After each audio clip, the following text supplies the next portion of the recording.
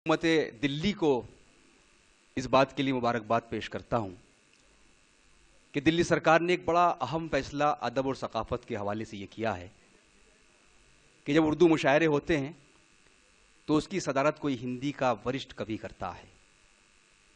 जब हिंदी एकेडमी की तरफ से कोई कवि सम्मेलन होता है तो उसकी सदारत उर्दू का कोई मुमताज शायर करता है।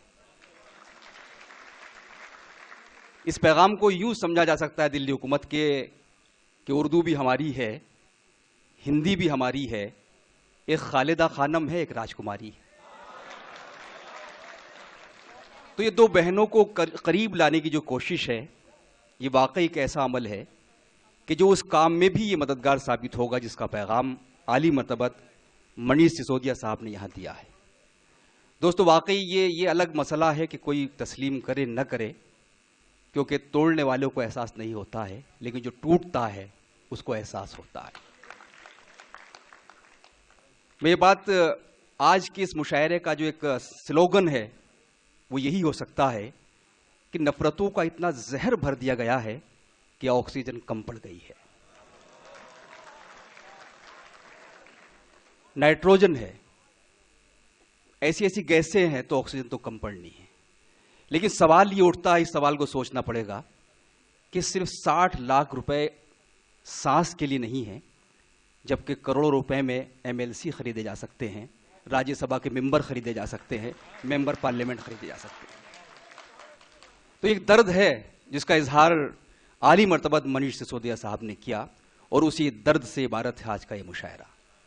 दोस्तों, मनीष सिसोदिया साहब ऑनरेबल डिप्टी सीएम इसलिए इस तरह की बातें कर रहे थे कि इन्होंने जिक्र भी किया कि वो पत्रकार रहे हैं, रेडियो से उनका ताल्लुक रहा है, अखबार से जुड़े रहे हैं और ये उस समय के पत्रकार हैं, 3 साल पहले के पत्रकार। इस जुमले पर गौर कीजिए, वरना उसके बाद जो पत्रकारिता का हाल है वो भी आप जानते हैं। तो इसलिए ऐसी शख्सियत जिसके सीने में दिल नहीं बल्कि मोहब्बत धड़क रही थी, जिसकी रगों में खून नहीं बल्कि इंसानियत दौड़ रही थी, और ये मोहब्बत और इंसानियत उनसे इस तरह की तकरीर करा रही थी। मैं मुबारकबाद पेश करता हूं और उन लोगों को ये भी बता देता हूं कि जो लोग नफरतों का या तोड़ने का कारोबार कर रहे हैं उनको ये बता दूं कि ये मुल्क वो मुल्क है कि जहां किसी सीता की चुनरी कोई सलमा सीती है।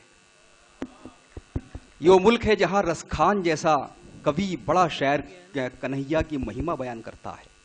ये वो मुल्क है जहां मोहम्मद रफी जैसा एक बड़ा फनकार रघुपति राघव राजा राम गाता है। और आगे बढ़ता हूं, ये वो मुल्क है जिसको अल्लामा इकबाल, जिसको हम शायर इस्लाम कहते हैं, एक फलसफा जिसने दिया। अल्लामा इकबाल जैसा शायर ये शेर कहता है कि है राम के वजूद पे हिंदोस्तां को नाज, है राम के वजूद पे हिंदोस्तां को नाज, अहले वतन समझते हैं उनको इमाम हिंद। तो शायर इस्लाम राम को इमाम हिंद तस्लीम कर रहा है। हफीज जालंधरी जिन्होंने शाहनामा इस्लाम लिखा था वो कृष्ण कन्हैया की शान में एक नज्म भी कहते हैं। फिर आप बताइए इस मुल्क को कौन तोड़ सकता है, कौन नफरतों के कारोबार को आम कर सकता है। यहां सिर्फ मोहब्बतें जीतती हैं। गुफ्तगू तवील हो जाएगी, बहुत से अब किसी गुफ्तगू की जरूरत नहीं है। मैं एक मरतबा फिर अपने डिप्टी सीएम मनीष सिसोदिया साहब का खैर मकदम करता हूं, राव निवास गोयल साहब का, इमरान हुसैन साहब जो वजीर बराए खुराक हैं, और शुक्रिया अदा करता हूं एसएम अली साहब का, माजिद देवबंदी साहब का, कि उन्होंने उस पैगाम को जो डिप्टी सीएम साहब का पैगाम था अपने अपने अंदाज से आगे बढ़ाया है। और आज शायरों से भी ये तवक्को की है कि उनकी जिम्मेदारी इस अंधेरे में और ज्यादा बढ़ गई है। मुझे यकीन है कि जब रोशनी की कोई एक किरण फूटती है तो वह अंधेरों का सीना चाक करने का हुनर जानती है, वो अंधेरों का सीना चाक कर सकती है, अंधेरों का खात्मा कर सकती है। कैसे आकाश में सुराख नहीं हो सकता, एक पत्थर तो सलीके से उछालो यारो।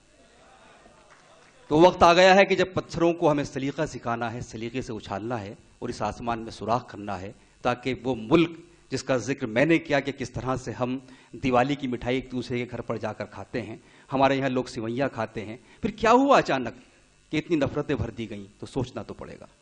आइए मुशायरे का बाकायदा हम आगाज करते हैं।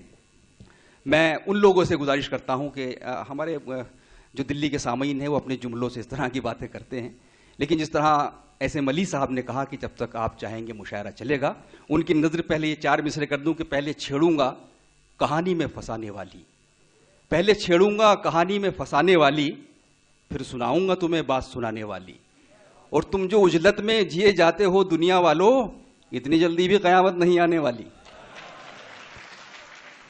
तो मुशायरा सुनने के लिए हमको सुकून की जरूरत होती है, और वो सुकून, वो लम्हे आ पहुंचे हैं।